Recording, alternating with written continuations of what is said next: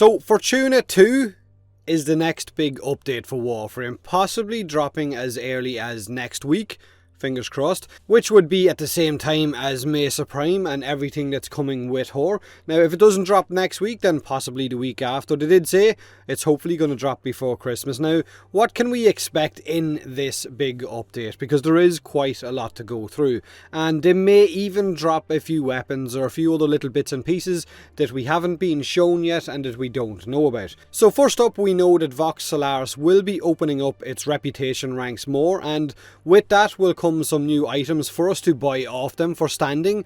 But what can we expect off these? Because they are kind of seen as being like the quills in Cetus. Right now, all you can buy off Vox Solaris is the Tenno armor sets, but can we expect something like new amps for our Tenno? Or maybe even some kind of new weaponry that will help us take down those orb mothers, those huge fucking corpus spiders.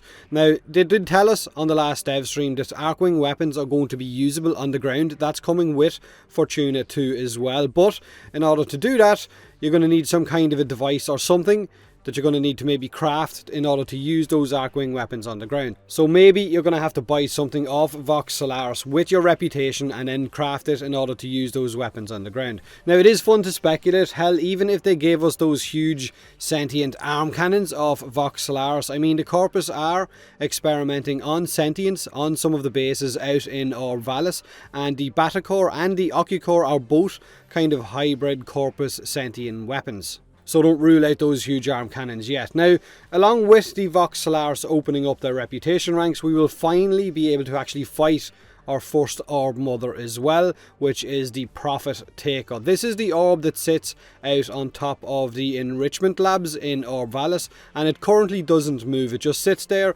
and drops mortar bombs on us if you're fighting outside it. Now, we've been told that these Orb Heists will ask us to complete certain tasks with some of the NPCs that are seen standing around the table in that back room in Fortuna.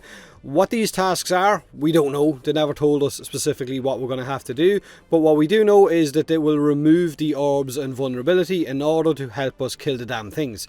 Now, how hard this fight is going to be is up in the wind. We don't know. They could be a real challenge, or they could devolve into a complete DPS race like the Eidolons. I guess it's going to depend on us, the community, and how well we get to, I guess, min-max the squads and how fast we get to, I guess, rotate burning these fuckers down. Because right now on Eidolon, I think you can take down, I think maybe 12 in one night cycle. So hopefully this isn't the case with these orb fights. In fact, I'm curious as to what's going to happen when you kill one. Are we going to be able to jump back in to Fortuna and then come back out and it will be reset? So are you going to have like an infinite amount of times that you can just farm the crap out of these, or are they going to put them on some kind of a cooldown?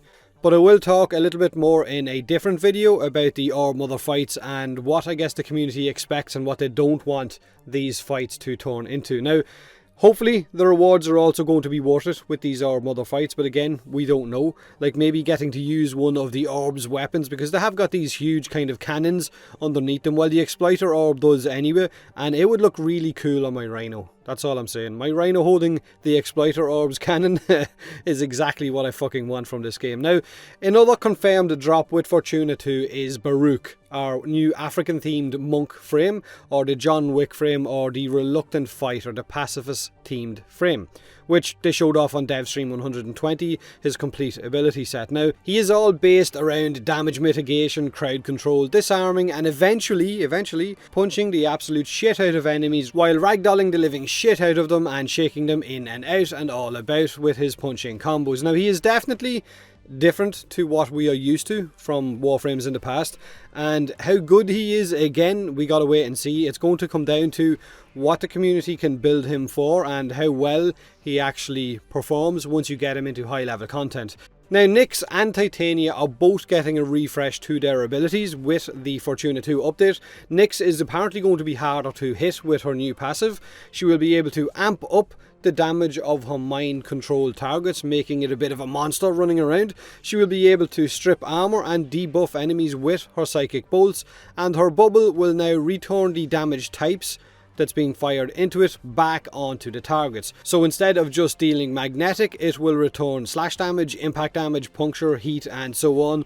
Now, Titania's refresh or rework, Titania, will be able to get her tribute buffs without loads of ability spam, wasting loads of energy. She will be able to cast Lantern on multiple targets and they will be tethered better, and she will also be able to explode them, and her Razor Wings will have a built-in vacuum to allow her to pick up resources while in that mini Arcwing form without bonking into the ground and the walls and anything that's damn well near you. So definitely a quality of life change there. Now, the final minor additions that's being added with Fortuna 2 is Moa legs. We're getting more of them apparently. Right now we only have one set in game, but they will be getting beefier or thicker legs soon. I think there's going to be like 4 sets altogether, and possibly the new floofs as well. Now, I'm not sure if they confirmed these new floofs with this update. Maybe they did, maybe they didn't. Hopefully they did, because I know some of you are all about the floof end game and running around capturing as many of them as you can instead of killing them, which is what I've been doing.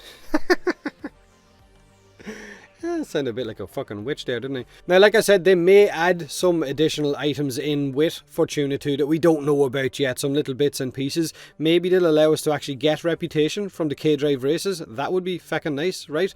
In fact, this update could, like I said earlier, drop at the same time as Mesa Prime, so if it does drop next week, then we're going to have a lot of, I guess, content to go through in one lump, which will be really nice again. So that's basically what we know that is coming with Fortuna 2, what we know so far. Let me know in the comment section below what you're excited for. I'd imagine it's all going to be the orb fights. A lot of you are really excited to finally take down one of those huge orbs and see what the battle is like and what kind of rewards, more importantly, that we will actually get from them. So do me a huge favour, hit that like button if you enjoyed the video, or don't if you didn't. Subscribe for more Warframe, and as always, thanks very much for watching.